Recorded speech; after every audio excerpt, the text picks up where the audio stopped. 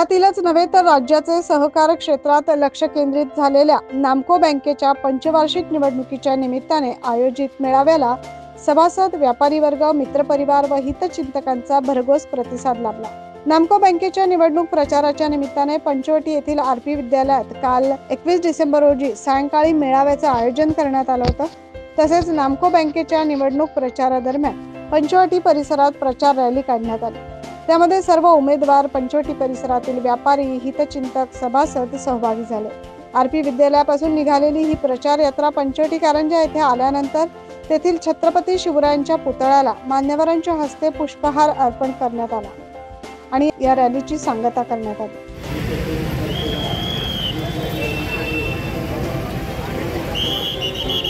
नरेंद्र ठक्कर यांच्या अध्यक्षतेखाली झालेल्या या कार्यक्रमात माजी नगरसेवक गुरमीत बग्गा यांनी स्वागत व प्रास्ताविक केले। त्यानंतर विविध संस्था, संघटना तसेच समितीवर निवडून आलेल्या मान्यवरांचा सत्कार करण्यात आला।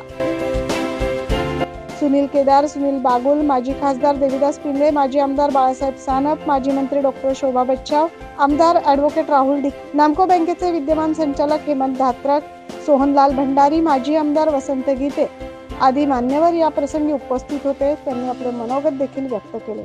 खरं नाशिकच्या जडणघडणीमध्ये या बँकेचा सुद्धा फार मोठा रोल म्हणला तर वावगं ठरणार नाही। नाशिक जसजसं वाढत गेलं तसतसा या बँकेचा विकास होत गेला, बँकेच्या विकासाबरोबर नाशिककरांचा विकास होत गेला। आणि एक अशा खंडातली उदाहरण असलेली बँक आहे का जिथे सभासद हा कायम खुला आहे।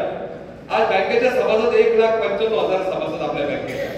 कधी सभासदांना सभासदत्व घेण्यासाठी कुठल्याही संचालकाला भेटायची गरज नाही पडत। एक म्हातारे लोक, आपले बुजुर्ग लोक होते, नंतर तरुण पिढी आता बँकेमध्ये आलेली, तिला संगणकीकरण पाहिजे, आधुनिकीकरण पाहिजे, म्हणून आपण बँकेचा कोर बँकिंग परत चेंज केला आणि पुण्याकर सारख्या सॉफ्टवेअर तेव्हा बँक घेऊन गेलो आणि आज आपली बँक पुण्याकर जे वर्ल्ड वाईड सॉफ्टवेअर आहे त्याच्यावर आपली बँक काम करते।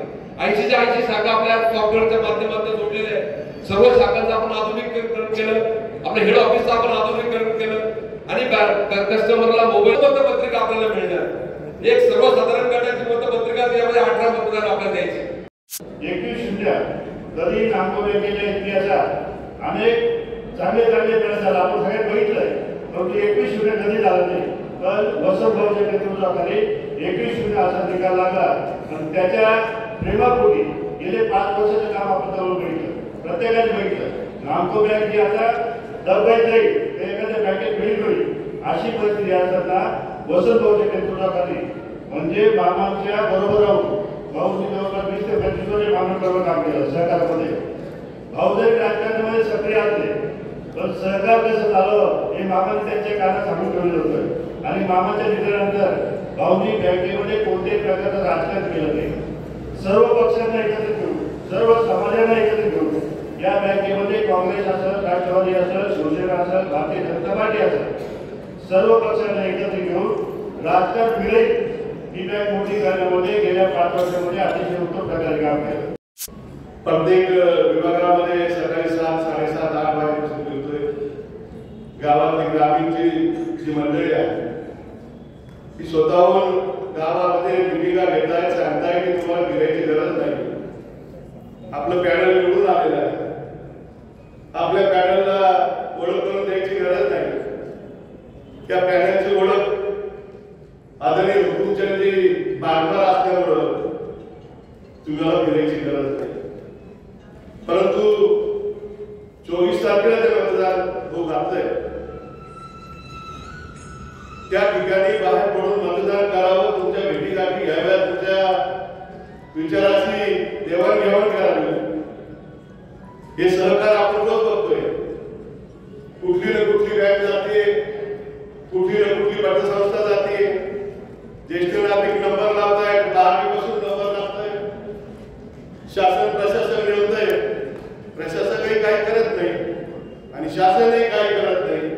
म्हणून व्यापाऱ्याची बँक व्यापाऱ्याच्या हातात राहिली पाहिजे यासाठी हे प्रजासत्ताकाचे आणि नामको बँक एकटी बँक अशी जिच्या 80 शाखा आहेत आणि आजही सुरळीत चालली आहे आणि ज्या बँकेवर एकही भ्रष्टाचाराचा आरोप नाही आहे आणि त्याच्यामुळे कामकाज कसं करावं आणि सर्वांना विश्वासात कसं घ्यावं हे वसंतभाऊ असतील, सोहन शेठ असतील, या हेमंत शेठ असतील, आमच्या या सर्वांकडून शिकलं पाहिजे त्याच्यामुळे मी खरंच त्यांचे आभार मानेल की एक चांगली संस्था त्यांनी सांभाळून जोपासली आणि वाढवली. कारण नामको बँक म्हटल्यावर आज आपल्या नाशिकमधली सर्वात मोठी कोऑपरेटिव्ह बँक म्हणून ओळखली जाते.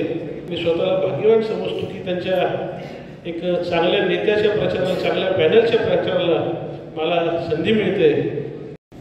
नामको बँकेची ही जी निवडणूक आहे ती बिनविरोध व्हायला पाहिजे होती. अनेक मान्यवरांनी या ठिकाणी सांगितलं आणि एकतर्फी निवडणूक होणार आहे हे देखील सांगितलं. परंतु या ठिकाणी आपल्याला काफी राहून चालणार नाही.